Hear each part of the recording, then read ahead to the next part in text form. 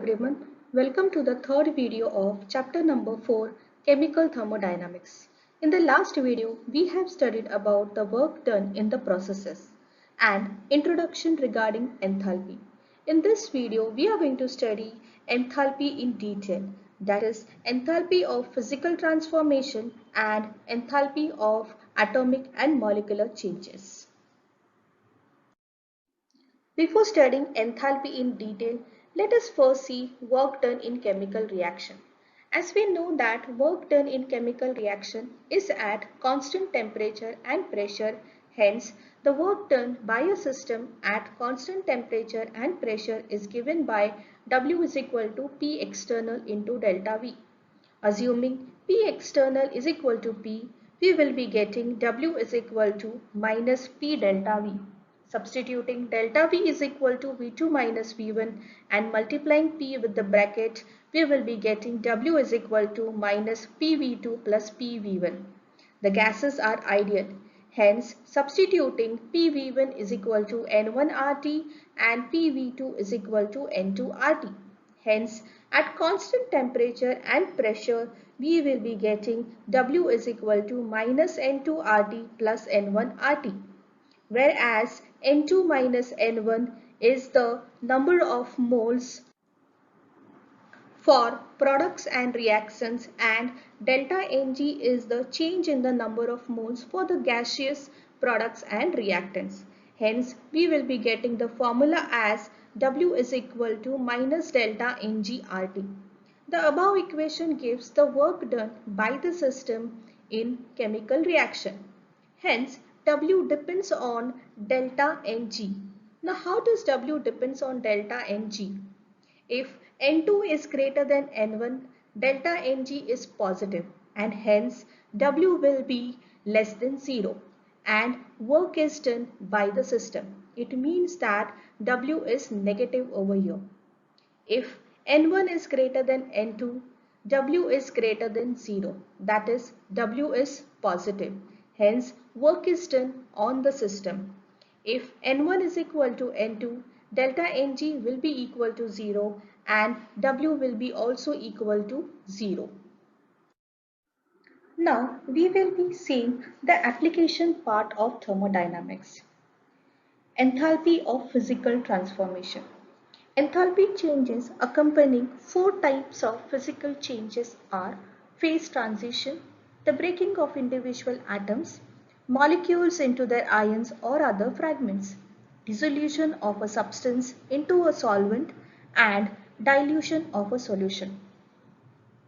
Phase transition of one phase of a substance is converted in bulk into other at constant temperature and pressure. The enthalpy changes are accompanied with phase transition processes such as enthalpy of fusion, enthalpy of vaporization, and enthalpy of sublimation.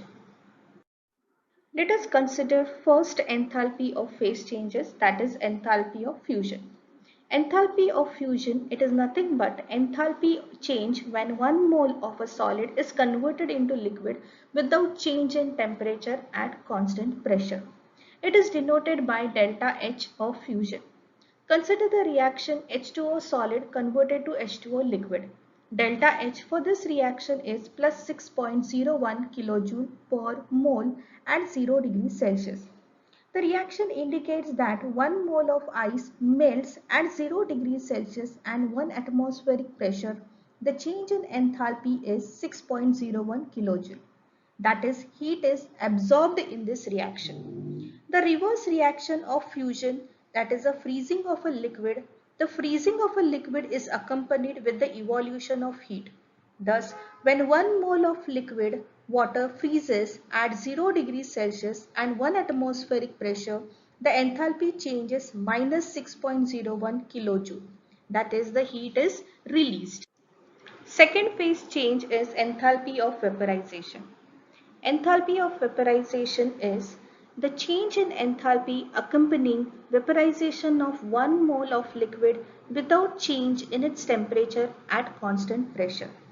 Consider the reaction, that is H2O liquid converting to H2O gas At 100 degrees Celsius, delta H is plus 40 kilojoule per mole. Similarly, in another reaction, H2O liquid converting to H2O gas, delta H is plus 44 kilojoule per mole at 25 degrees Celsius.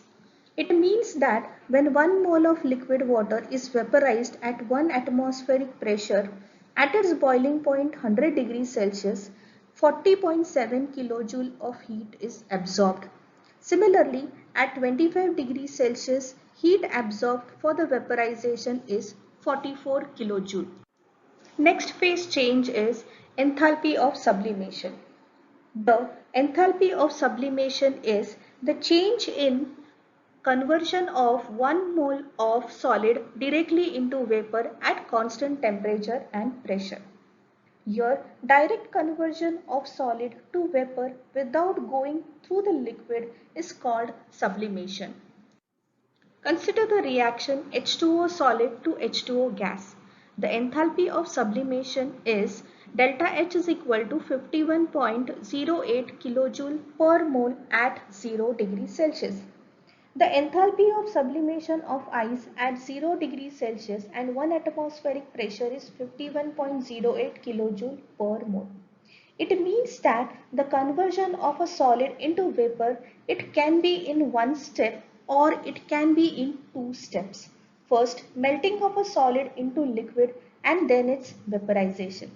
Hence, the enthalpy change in the sublimation can be given in these two reactions as H2O solid to H2O liquid, that is the enthalpy of fusion is 6.01 kilojoule per mole.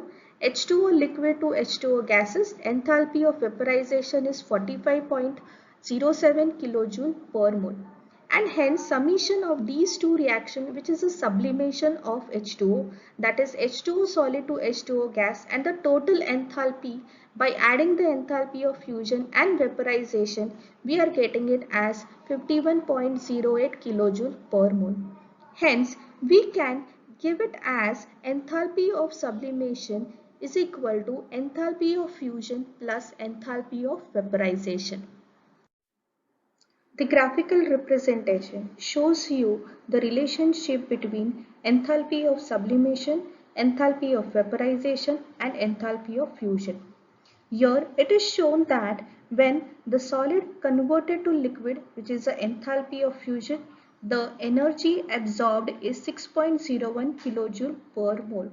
And when liquid is converted to the vapor, the energy absorbed is 40.7 kilojoule per mole.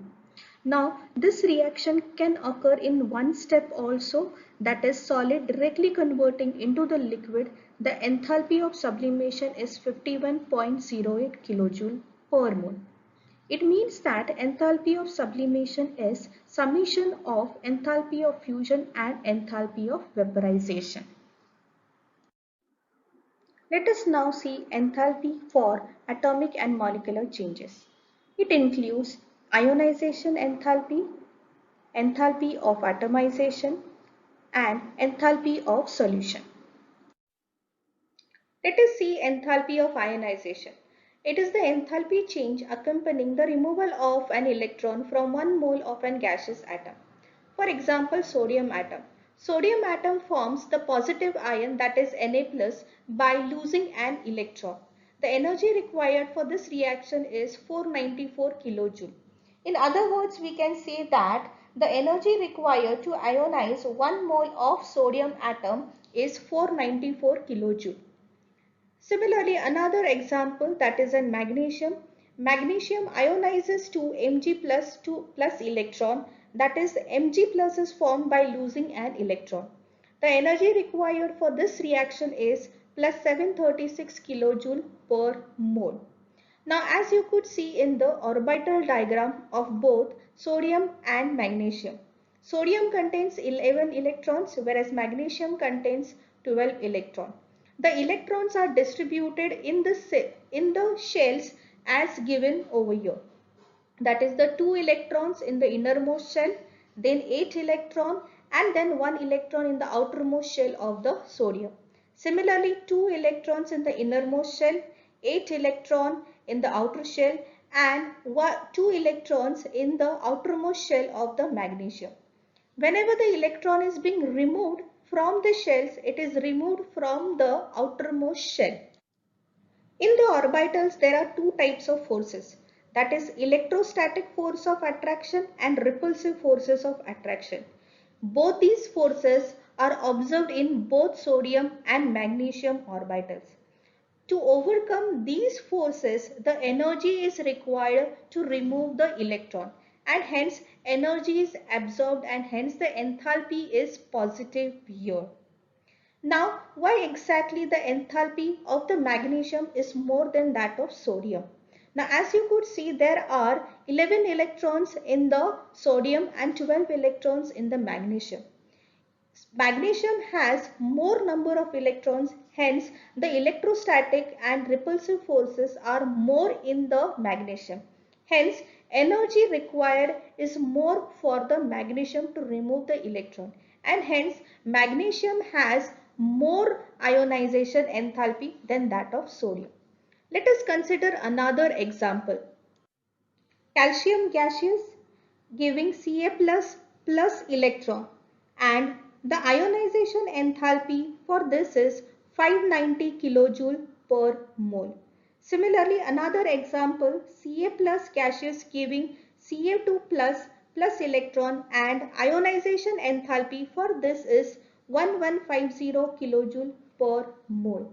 Thus, first ionization enthalpy of calcium is 590 kilojoule per mole, and second ionization enthalpy is 1150 kilojoule per mole. The second ionization enthalpy is larger than the first. The reason is that first ionization enthalpy is the energy necessary to remove an electron from a neutral atom, whereas second ionization enthalpy is the energy needed to remove the electron from the positive ion. It is more difficult to remove an electron from the positive ion due to the strong attraction between the electron and positive ion. Hence, the ionization enthalpy refers to the removal of electron only from the gaseous atom or ion and not from the solid or liquid state. It means that it is more easier to remove the electron from the gaseous state, whereas from the solid and liquid it is difficult.